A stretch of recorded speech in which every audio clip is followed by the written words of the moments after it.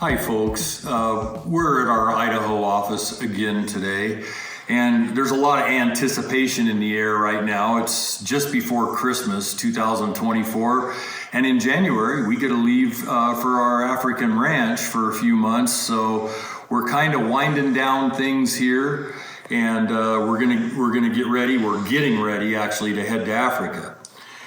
This video, there is so much information I have to give you. We're going to talk about the Mighty 22 long rifle. That's the title of this video. It's the most used cartridge in America by far. In fact, there's probably more 22s used and more 22 ammo shot in America than all the other cartridges combined. 22 is really popular and there's good reasons for it. And we are probably going to break this video into 2 or 3 parts. I just can't tell you all the virtues and the uses of this cartridge in one video unless you want to sit there and watch me talk for 45 minutes, which I'm sure you don't, at least most of you. Okay, handguns, rifles, this is by no means all of our 22s.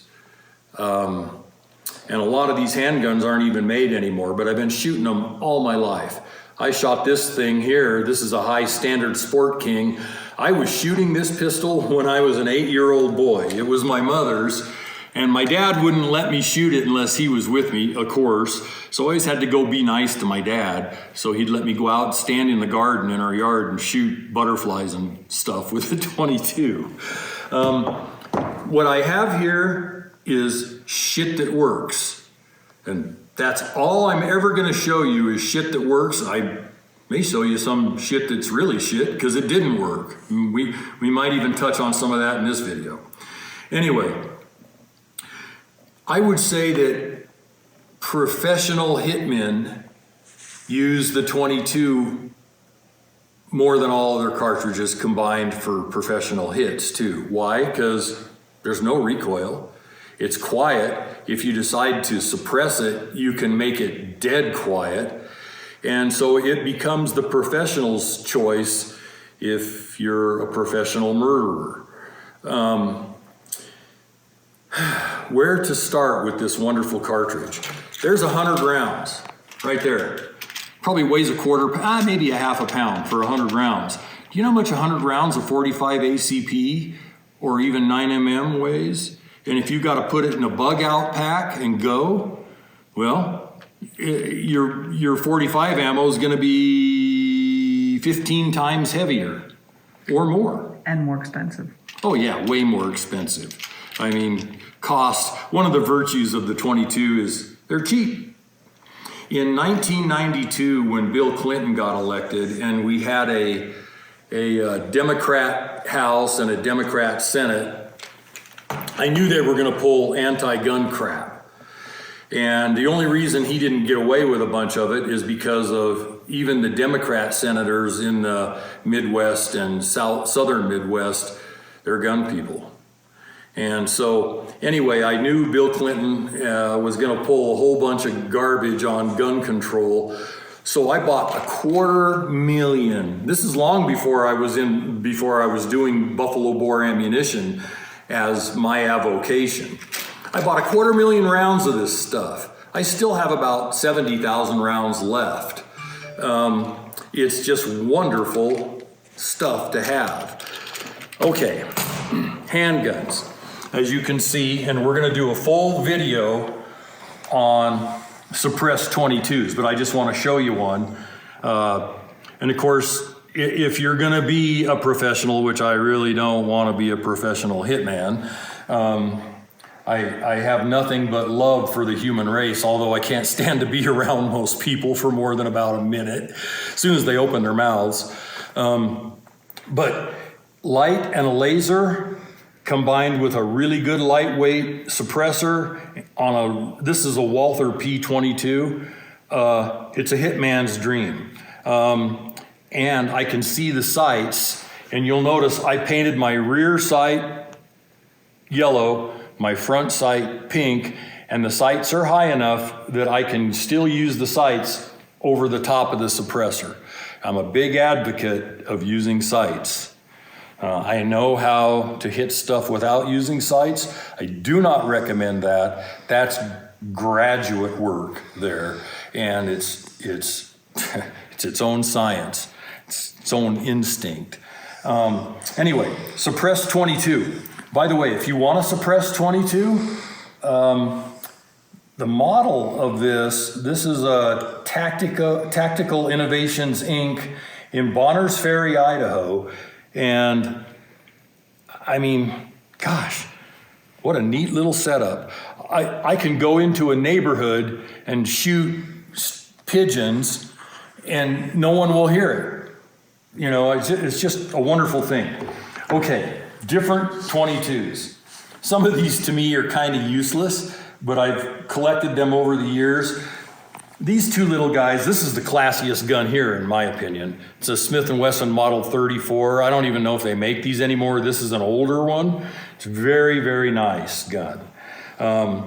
Total class from the ground up, but I don't know what use I have for a snub nose 22. Most of my 22s have 4 to 6 inch barrels on them to get all the velocity I can and all the sight radius for proper aiming that I can. This little thing here has got very little sight radius, but at across the room distances, it'd be wonderful. But if I'm going to shoot somebody across room distances, I'm going to be carrying a 9mm or a 45 or a 40, you know. But it's just cool.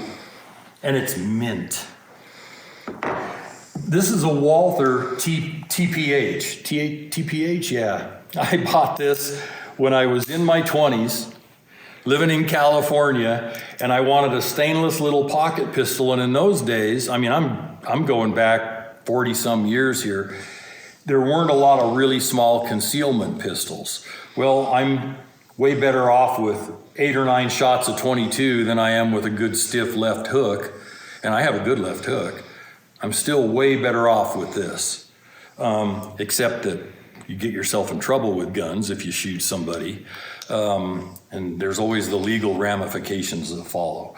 But anyway, kind of useless. I mean, it's useless because I can get 380s and 9mm this size now. You know, the gun industry's come a long ways with concealment, but if I'm going to carry a gun this size, I'd rather have it be a 380 auto or a 9mm. I got this for my wife a few years ago for Christmas. It's just a little revolver, little 22. I think this is made by North American Arms. Freedom Arms used to make these too. They quit. And I have some of the Freedom Arms guns that are now worth 10 times what I paid for them because they're collectible. And a lot of them will have a little lanyard ring here and a chain. You can wear them around your neck and they drop right down inside your shirt. No one knows you got it around your neck. They're just cool. Goes in a pocket, goes anywhere. Let's get into really useful 22s. This is an old Colt Woodsman, a classic. I don't really carry it because I have better things that aren't collectible. For example, this is a Browning Buckmark. And, you know, I just always have to check. I unloaded all these last night when I put them on the table, but people get killed all the time with unloaded guns. So I'm just careful that way. I don't believe in unloading guns. I'm doing it for the video. All my guns are loaded and should always be considered loaded. Browning Buckmark, it fits right inside the same shoulder holster that this Ruger, this is a model 2245, they fit in the same shoulder holster. If you can find a Buckmark, if Browning is still making them, they're just excellent, very accurate. A pistol like this, I mean, I can knock pigeons off a rooftop at 50 yards with it. I mean, I don't need a rest, I don't need anything. The gun's hyper accurate and I'm still steady. A classic, this is a Ruger Bearcat. And in this video, I'm gonna beat up on Ruger a little bit because they have it coming. And I'm a fan of Ruger products. Most of their designs are really, really good. It's their execution of the design when they go into production that really needs some help at Ruger. but not this. These old Ruger Bearcats are very cool. They're also a classic. They're also collectible. Really a neat little pistol if you like single action revolvers. I mean, you know, they're, they're just wonderful. Okay, usable 22 pistols. These Ruger 2245s are absolutely wonderful. And when I find a pistol that's accurate and reliable, I buy two. Because you never know when they won't be made anymore. And for many, many years on pack trips, just all around the house, everywhere, I carried these things. I don't know how many varmints I've killed with them. Now, I'm gonna beat up on Ruger, and they have it coming. This is not an empty complaint. Here's one of their light model 2245s. They all take the same magazine, excellent design. I bought this for my wife based on how much I liked the heavier 2245s. Well, when it came, there was little to no adjustment in the rear sight, so you couldn't sight it in with all ammo. Not only that, I sent it back to Ruger and they sent it back with a worse rear sight on it. So when I buy a gun, I want to take it out of the box and use it. I have a purpose in mind for it. The purpose I have in mind is not inheriting a project. I don't want to repackage things. My time is really limited. I want to buy it and use it, which you would think any gun maker would have that idea in mind as well, wouldn't you? So I finally got Ruger to put a decent rear sight on it that had enough adjustment to sight it in with all ammo. And Kim and I took a trip down the Salmon River a few summers ago, and she was standing on the riverbank shooting this, and she started missing by a mile. And Kim's not a bad shot. And I couldn't figure it out. So I took the pistol from her, shot, and I was missing with it. And I had this thing all sighted in and ready to go. And pretty soon I saw something fall in the dirt. It was the rear sight. That sight's not supposed to come out of this dovetail at all unless you pound it out with a punch and a hammer. So, you know, I'm tired of sending it back to Ruger. Don't get me wrong, the design is excellent. Their execution in production sometimes leaves a lot to be desired. So she hasn't fired this gun since that river trip of 3 or 4 years ago. And it's because I haven't had the time to go fix the freaking sight that Ruger should have had right in the first place. So I just can't think of a better designed little Packin' 22.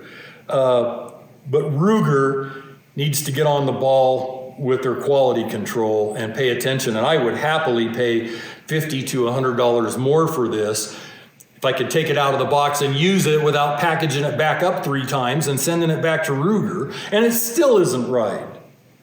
You know, you only get so many chances to make a good impression on a shooter. And I feel like in the gun industry, the manufacturers owe it to everybody, but especially to the newbies, to the beginners, to the people that aren't real experienced, to make a product that works. Because you turn off a newbie and make their life impossible, they're gone. They'll quit shooting. So Ruger, if you want me to come to your plant, this is an honest offer, and show you on your quality control the way to get true quality control testing, I will. I've spoken to your quality control people on another issue, not this one. It was on one of your 480 Ruger's exclusives revolvers with Lipsies. I had to send that back to you folks also, and you had to put a new cylinder in it.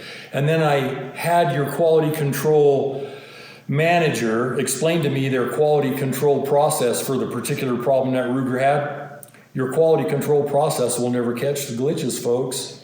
You're not even doing it right. And you can do it right more simply than you're doing it wrong, and that's usually the case. More complicated stuff is usually wrong. Simple stuff you can usually get right. It's really simple. It's not rocket science.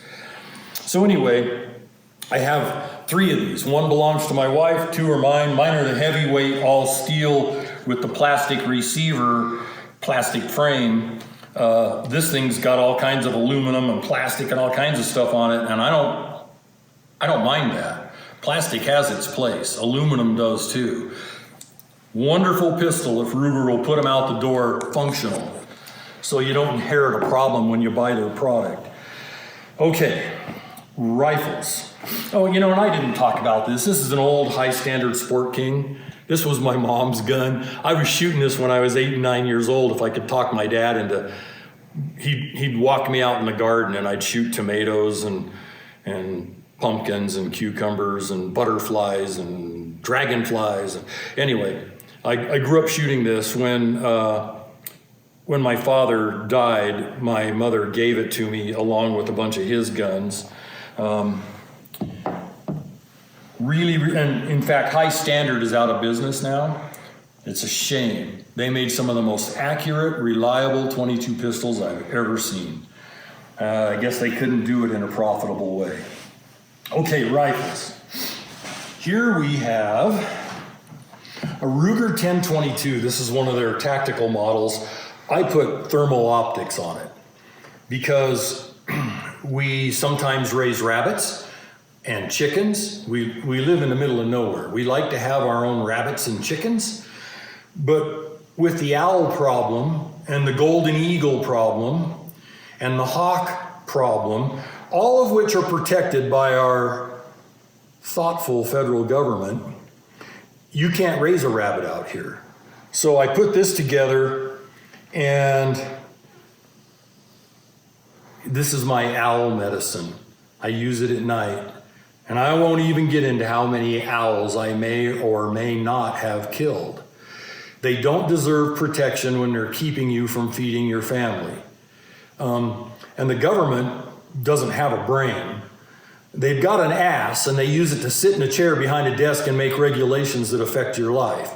But they don't know what they're doing, and they don't care. So this is my owl medicine. When Teddy Roosevelt hunted Africa with a .405 Winchester, he called that his lion medicine. This is my owl medicine. And you need to ask yourself, why is it the federal government protects predators and nothing else? Think about it. You can't find a wild rabbit out here. You can't feed your family. The golden eagles, which are also protected, kill the deer fawns. When deer fawns are born, they just land on them and put their talons in their spine, kill the baby, and then they eat on it for a week. And they're protected. They're not protected from me. When we had lots of chickens here, we would find dead chickens 2 miles down the road or a mile down our driveway. Yeah, our driveway is 1.25 miles long. We'd find chickens laying there with their heads eaten from the golden eagles. Golden eagles swoop in, pick up a chicken, take it 1 mile or 2 away, eat its head, and then they'd come back and get another one. So anyway, enough of my rant about the federal government. I could make 100 videos about how inept and how corrupt our federal government has become. They are not your friend. Okay, and these Ruger 10/22s is probably the only .22 rifle anybody would ever need. Again, like I said about Ruger, wonderful designs. Execution? Yeah, not so much. But on a 10/22, I've never had a bad one. And I've owned like 20 of these and still own 20 of them. This I bought for my wife. It's another Ruger 10/22. When we got engaged, she wanted so bad to get into hunting and do the shooting sports. She's always liked to shoot. So I got her this, but I picked this one for specific reasons. See how heavy that barrel is? This is very heavy on the front end. Holding a rifle still, offhand, is very difficult for a lot of people. So it's all about muscle memory and training your muscle. I wanted a heavy on the front end rifle that would simulate more of a big game rifle. So I got this for her, and she can just step right out the door and bang away with it. I don't know how many of these little ground squirrels she's killed with it, and she's probably killed her number of protected species with it too. It's hard to say. I won't say. Anyway, Ruger 1022. She can shoot this thing all day long, costs $5. She doesn't have to wear hearing protection, and it trains her for her big game rifles. It's really good practice. Here is a Ruger 1022 that I haven't even scoped yet. This is one of their tactical models. It's got a threaded barrel, 16-inch barrel, which is the shortest you can legally put on a rifle, thanks to another federal regulation. I have 3 of this version of these 1022s. The one that I use all the time with a scope on it, we ship to Africa. They make wonderful yard guns. You know, you're overrun with all kinds of little pests in Africa, mostly poisonous snakes, but monkeys aren't your friend either. Neither are baboons, and I think over there they're protected. They've taken lessons from our federal government.